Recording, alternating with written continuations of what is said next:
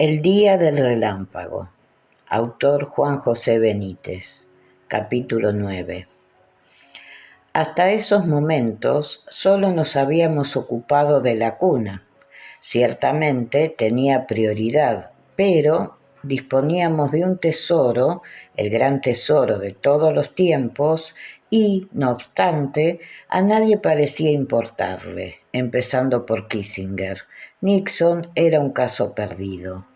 Al Pentágono solo le preocupaba Rusia, a otros la posible vuelta de Eliseo a la época de Jesús, a las palomas cómo hundir a los halcones, a Curtis cómo evitar el regreso, a mí, sinceramente, cómo regresar. En fin, fue así en la tarde-noche de aquel miércoles 25 de julio como el general y yo iniciamos una extensa conversación sobre el maestro. Fue así, en fin, como Curtis y quien esto escribe, inauguramos una nueva relación, benéfica para ambos, sobre todo para mí. Pero debo ir paso a paso. A las 18:59 el general prendió las lámparas paracaidistas y levantó las persianas. La luz naranja del ocaso que vivía enfrente se dispersó por el despacho y lo pasó de miedo. Hasta que se agotó, lo doró todo: perfiles, fotografías y palabras. Y continuamos conversando. Más exactamente, él preguntaba y yo respondía. No sé si estuve acertado. Una cosa es vivir y otra muy distinta, transmitir lo vivido. Pero puse el corazón. Curtis, no sé si lo he aclarado, era un hombre extremadamente religioso, chapado no a la antigua usanza, sino a la remota usanza. Era más papista que el Papa y además feo y sentimental. Se hallaba anclado, la palabra exacta sería fosilizado, en los dogmas de la Iglesia Católica. Creía en el infierno como un lugar físico con un fuego que jamás se apagaba y que superaba los 1400 grados Celsius. Allí terminaban los pecadores y sobre todo los comunistas. Creía a pie juntillas en el purgatorio y en el limbo. El primero, según él, era similar al Pentágono. El limbo era como el cine mudo. Llevaba una minuciosa contabilidad de sus pecados mortales y veniales y, lo que era peor, anotaba los de sus enemigos. La muerte, en pecado mortal, conducía inexorablemente a los 1400 grados Celsius por toda la eternidad. La cola para ingresar en el infierno era interminable. Sostenía que María, la señora, madre del Galileo, había sido virgen permanentemente, nunca tuvo más hijos, eso era una blasfemia, y siempre permaneció al lado del hombre Dios. Era su apoyo y su consuelo. Eso defendía Curtis, eso era lo que pregonaba y pregona la referida Iglesia Católica y otras confesiones. María fue la corredentora en la salvación del mundo. El general aseguraba también que la Iglesia es la depositaria de la verdad y que fuera de ella no hay posibilidad de salvación. Musulmanes, judíos, budistas, protestantes, ateos y comunistas eran las nuevas plagas de Egipto.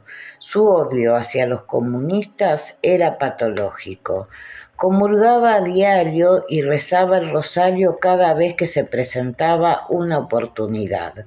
Al principio no fue fácil, tuve que caminar con pies de plomo, pero el general, a pesar de lo expuesto, era inteligente y supo escuchar sin arrojar rayos y centellas.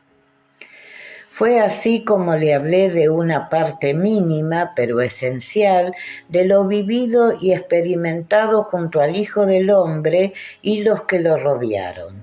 Le hablé del maestro y de su verdadera personalidad. Le manifesté que era un hombre risueño y divertido. Pasó la mayor parte de su vida riendo. Son las iglesias y la tradición quienes lo muestran como un fiscal siempre lejano y, para colmo, colgado de una cruz. Lamenté esas circunstancias y le hablé también de sus enseñanzas, del mensaje y de cómo los seguidores se apartaron desde el principio, eligiendo una religión a propósito de la figura del maestro. Él nunca quiso que lo imitáramos. Él se encarnó para experimentar la materia y muy especialmente para revelar al Padre Azul, un Dios opuesto a Yahvé. Y le hablé de la gran esperanza. Somos inmortales desde el instante en que el Creador nos imagina. No importa lo que hagamos o lo que pensemos, somos inmortales y viviremos sin tiempo. Escuchó con atención mi versión sobre la chispa, el espíritu divino, fracción infinitesimal del Padre, que nos habita desde los 5 años. Y me extendí cuanto pude sobre los 12, sobre la forma en que fueron designados y, en especial, sobre la cerrazón mental de dichos discípulos. Le hice ver que no entendieron. Sus ideas mesiánicas eran casi genéticas. Creyeron y desearon que Jesús era el libertador político, religioso, militar que necesitaba su pueblo. Con esa idea lo acompañaron y con esa idea lo vieron morir. Después escribieron algo muy diferente a la realidad y, con toda seguridad, con el paso de los siglos, otros metieron la mano en los evangelios, deformando aún más la figura y el mensaje del hombre Dios. En fin, toqué muchos palos. ¿Tú lo consideras un hombre Dios? Eso es. Curtis no pudo disimular su asombro y replicó: desconcertante. Tú no eres religioso, por eso te elegimos. ¿Te has convertido en un seguidor del maestro? Asentí con la cabeza. ¿A qué negarlo? Si hubieras contemplado lo que yo he contemplado, si le hubieras conocido, en fin, comprenderías. Y añadí: no es necesario ser religioso para buscar y hallar al Padre Azul. Es más, él, Abba, tampoco es religioso. Curtis se atragantó con el whisky. Eso es blasfemia. Sonreí divertido. ¿Por qué insistes tanto en el Padre? Él lo hacía. Abba es el final. Maticé. El final de una larga etapa. Después seguiremos convertidos en dioses, con mayúscula. El general miraba perplejo y reconoció: en algo tienes razón. La Iglesia ha olvidado al Padre. Nadie habla de él. Obviamente se equivocan. El Hijo del Hombre lo hacía a todas horas, por cualquier motivo y con quien fuera. El Padre Azul es la fuente. Lo sostiene todo y nos reclama susurrando. Él nos habita como te he dicho. Y Curtis regresó a uno de los puntos conflictivos. ¿Por qué afirmas que Cristo no instituyó ninguna iglesia? Jesús de Nazaret.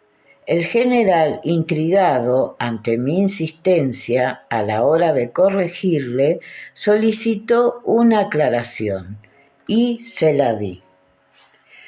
Cristo o Jesucristo son nombres que definen lo contrario a lo que él pretendía.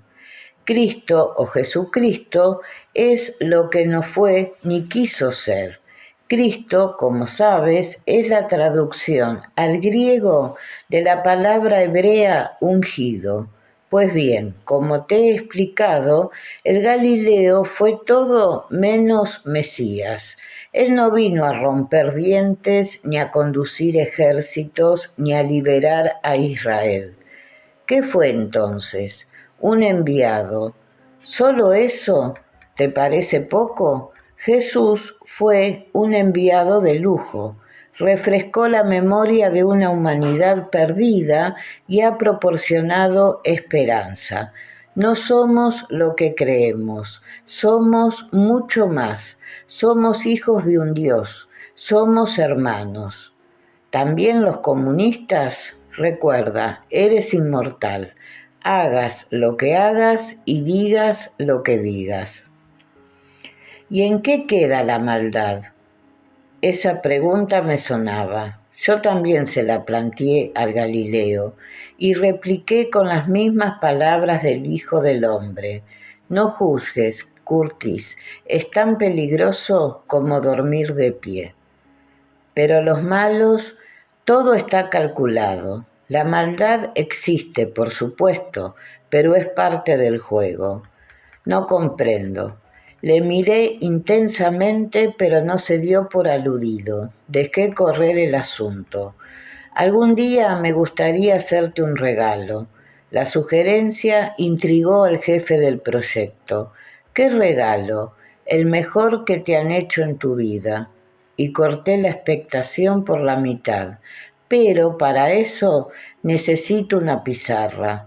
¿Quieres que la traigan? Negué con la cabeza y soplé sobre las ascuas de su curiosidad.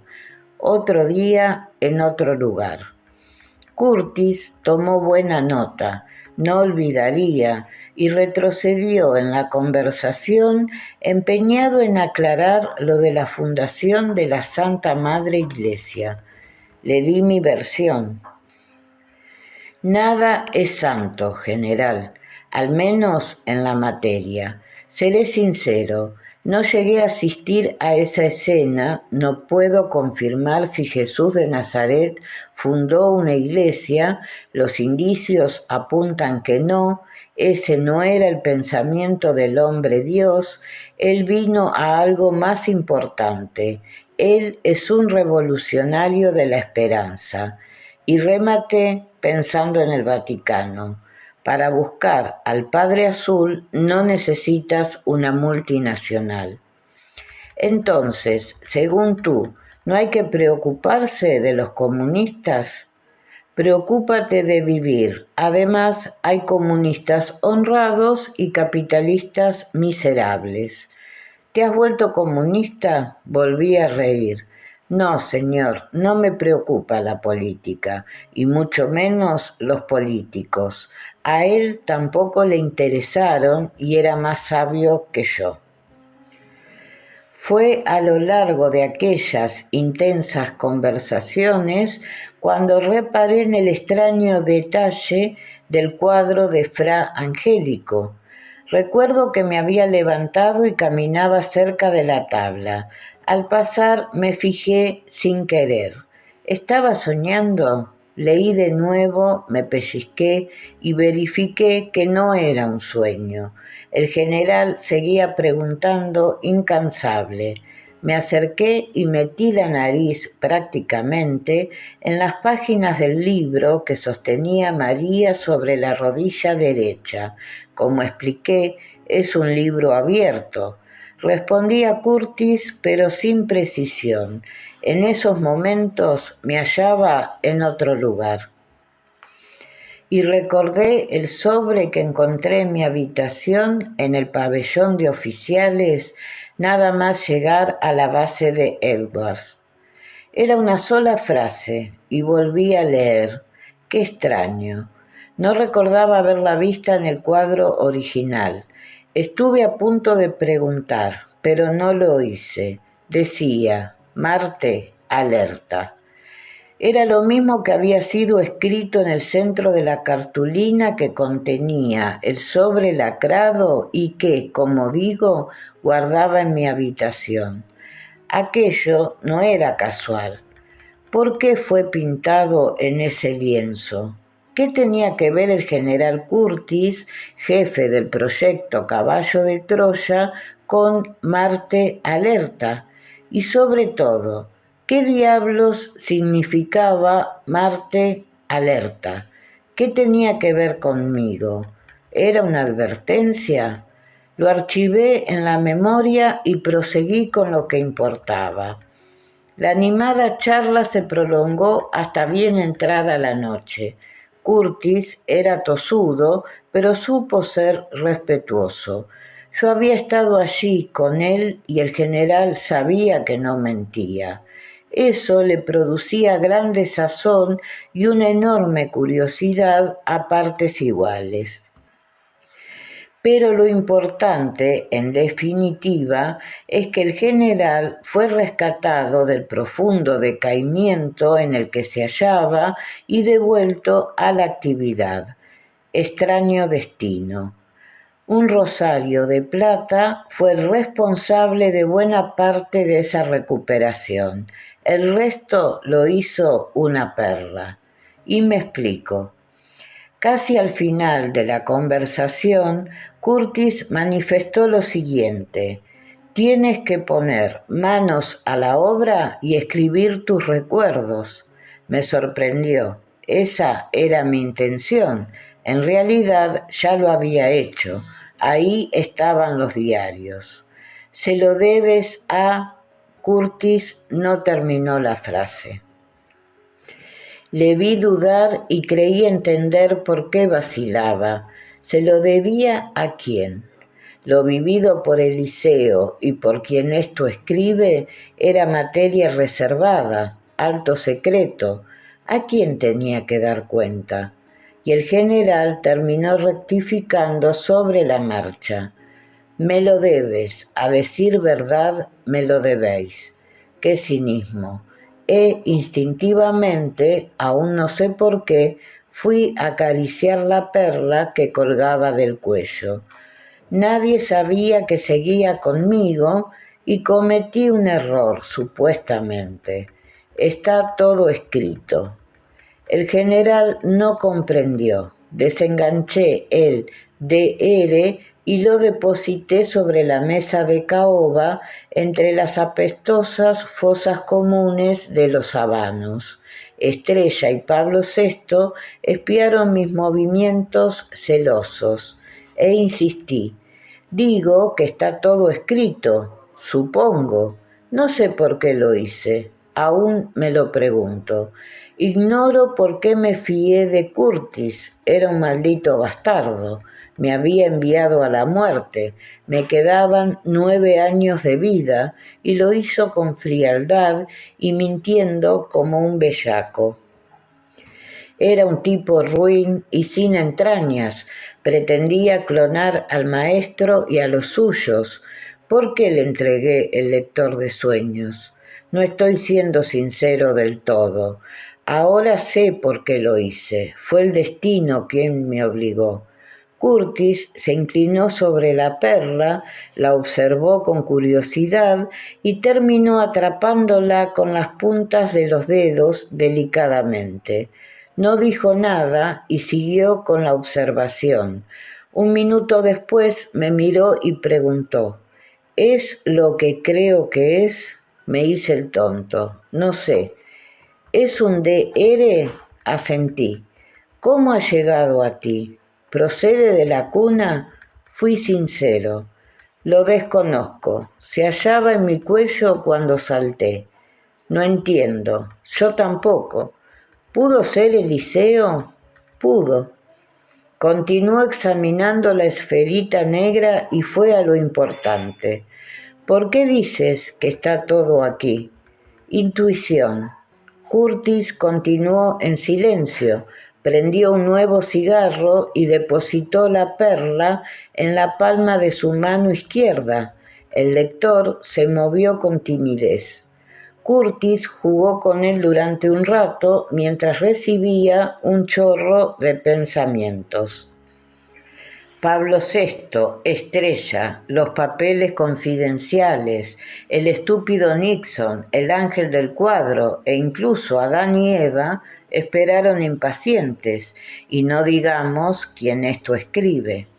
No hay duda, proclamó finalmente el general, tienes razón, y volvió a caer en el mutismo. La Perla, incómoda, quiso volver conmigo, pero el general no lo permitió. Es que, ¿en qué tengo razón? Curtis sonrió benevolente. Está bien, acepto. Existe ese orden benéfico y maravilloso del que hablas. Ahora soy yo el que no comprende. No importa, mejor así. No dio más explicaciones. Se levantó, caminó hasta el sofá de los muelles montunos y alzó el puño izquierdo hacia la fotografía del presidente Nixon. En el interior de la mano seguía la Perla y clamó victorioso: «Don Nadie, tú y tu mirlo no habéis ganado aún». Supuse que el calificativo de mirlo o chivato iba destinado a Kissinger. Después regresó al sillón giratorio y confesó casi para sí mismo: sí, maravillosamente ordenado. Levantó la vista y me obsequió con un «empieza a gustarme tu teoría». ¿Qué tramaba? Sigo sin comprender, repliqué, y no es una teoría. No importa. Ahora escucha atentamente. Todos lo hicimos. Estrella, Nixon, el Papa, todos. ¿Sabe alguien más de la existencia de este lector? Que yo sepa, no. Pues bien, salvo nosotros, nadie debe saber que existe. Miré a mi alrededor. Salvo nosotros, allí estábamos muchos. ¿Has entendido? Dije que sí. Al tiempo que miraba de reojo a Nixon, Curtis alzó de nuevo el puño izquierdo con la Perla y declaró, solemne: «Alto secreto». Sí, pero nadie debe saberlo, repitió, y mucho menos esos camotes. Imaginé que se refería a los halcones. ¿A dónde quieres ir a parar? Ya lo verás. Me devolvió el lector de sueños y manifestó: mañana.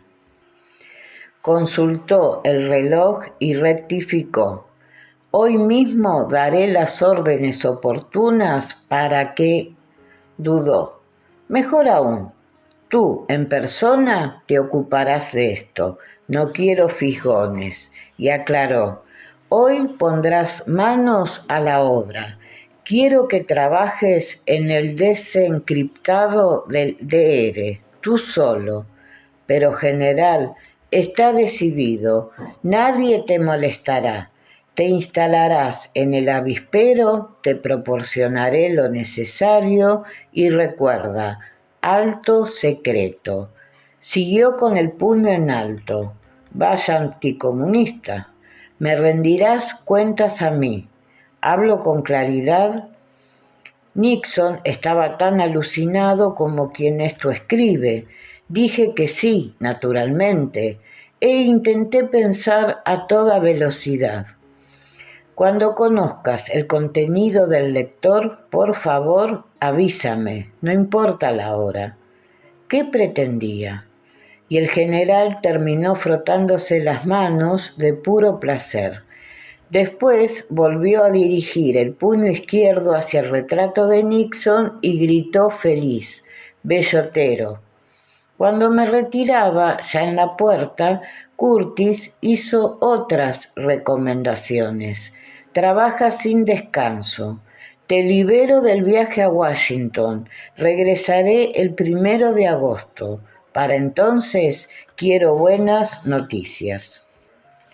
Y redondeó: a primera hora preséntate a mi ayudante. Al mencionar el viaje a la capital federal, el general aludía al doble sepelio en memoria de los directores muertos. Se celebraría el sábado 28 en el Cementerio Nacional de Arlington. Así terminó aquel imborrable miércoles 25 de julio de 1973.